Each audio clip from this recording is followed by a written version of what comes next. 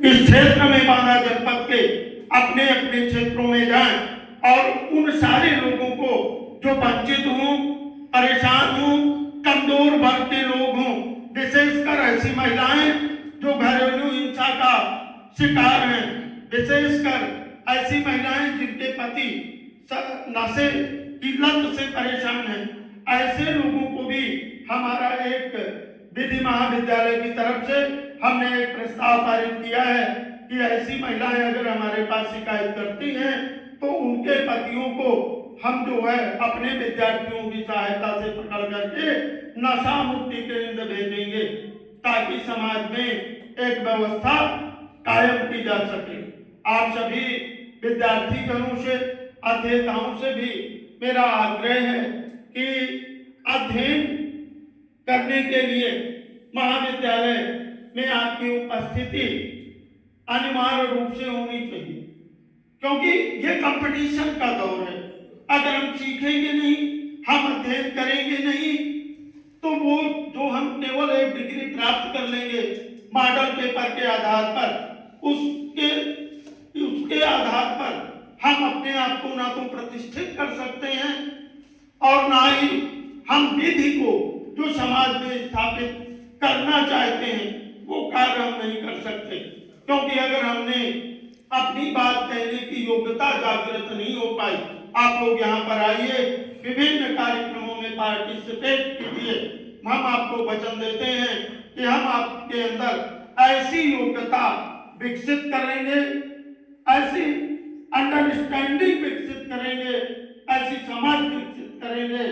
कि आप समाज में विधि की, न्याय की स्थापना में अपना अहम योगदान दे पाएंगे, आप अपनी बात कह पाएंगे। अगर आप स्नातक करने के बावजूद भी, विधि स्नातक करने के बावजूद भी अपनी बात को परसू नहीं कर पा रहे हैं तो मुझे नहीं लगता कि ऐसी स्थिति पर आपके द्वारा इस उपाधि को प्राप्त करने का कोई मतलब है ना। तो इसलिए आप सभी लोगों से मेरा आग्रह है कि आप सभी लोग अनिवार्य रूप से क्लास ज्वाइन करें और एकलव्य विधि महाविद्यालय का जो पर्पज है समाज के प्रत्येक वंचित और निसहाय व्यक्ति को विधिक सहायता प्रदान करना, उसके अधिकारों की रक्षा करना,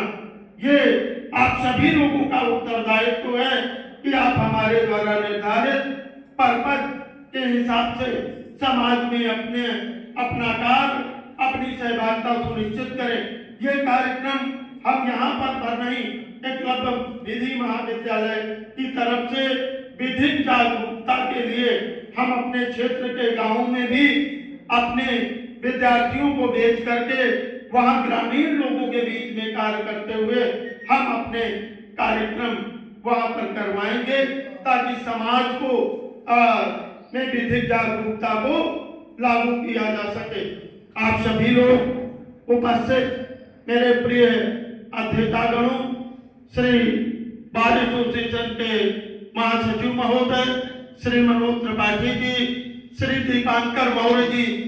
जो हमारे विधि महाविद्यालय के डायरेक्टर हैं, आप का कार्य, व्यवहार और विनम्रता ये सराहनीय है। मैं आप सभी लोगों का अभिनंदन करूंगा। हमारे मध्य में इस कार्यक्रम की अध्यक्षता कर रहे श्री बीएल वर्मा जी, आपका भी अभिनंदन है। मैं चाहता हूं कि आप सभी लोग करतल ध्वनि से श्री बीएल वर्मा जी का अभिनंदन करें।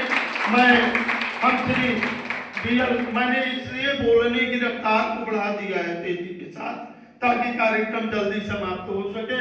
और आप लोगों तक जानकारियां भी पहुंच सके। मैं श्री बीएल वर्मा जी को सप्रेम आमंत्रित करता हूं कि वो कम शब्दों में अपने अध्यक्षीय भाषण के साथ साथ इस कार्यक्रम के समापन की भी घोषणा करें ताकि आए हुए गणमान्य अतिथियों को